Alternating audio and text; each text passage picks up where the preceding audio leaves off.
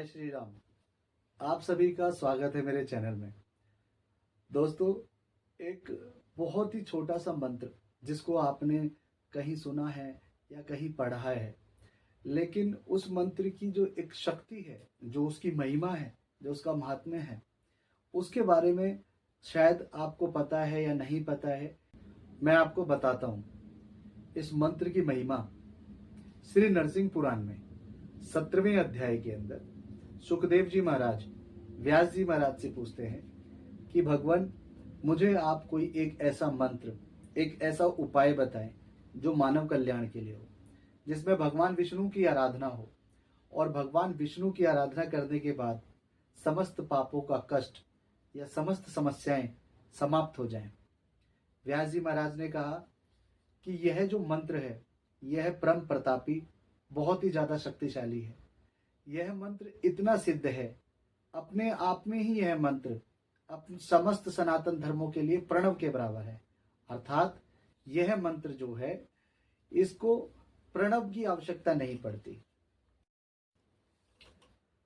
यह मंत्र अष्टाक्षर मंत्र है, भगवान विष्णु का 8 अक्षरों का मंत्र है। मंत्र है ओम नमो नारायणाय। बहुत ही छोटा मंत्र, लेकिन जितना छोटा है उससे कई गुना ज्यादा इसकी शक्ति है, इसकी प्रचंडता है।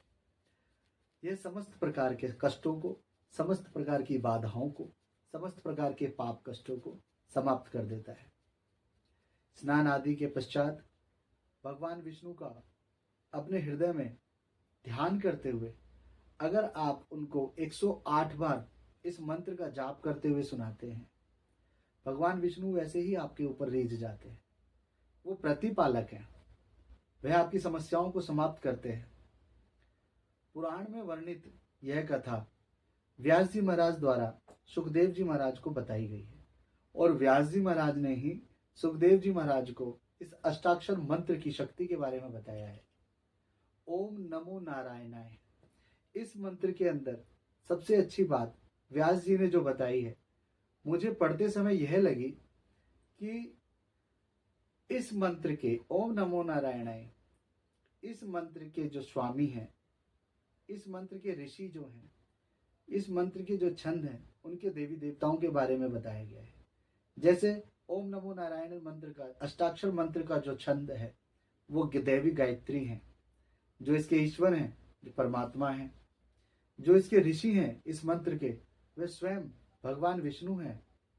इस मंत्र की शक्ति के बारे में निसंदेह, निसंकोच आप इस पे विश्वास कर सकते हैं। पुराणों में वर्णित कोई भी मंत्र अपने लिए बहुत ही ज्यादा शक्ति समाहित होता है। आप उस पर विश्वास करें। भगवान विष्णु की शक्ति के बारे में सभी को पता है।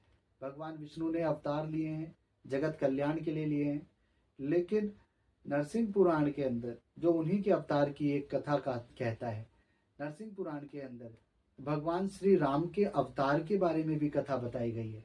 नरसिंह पुराण के अंदर भगवान विष्णु के इस महामंत्र के बारे में बताया गया है, जो अष्टाक्षर मंत्र है, जिसके लिए ये भी बताया गया है कि इसको कितने ज्यादा संख्या में अगर हम इसका जाप करते हैं तो उसका हमें क्या फल प्राप्त होता है। कलयुग के इस कालखंड में हम लोगों के लिए 108 बार पढ़ना भी बहुत ही ज्यादा लाभदायक होता है।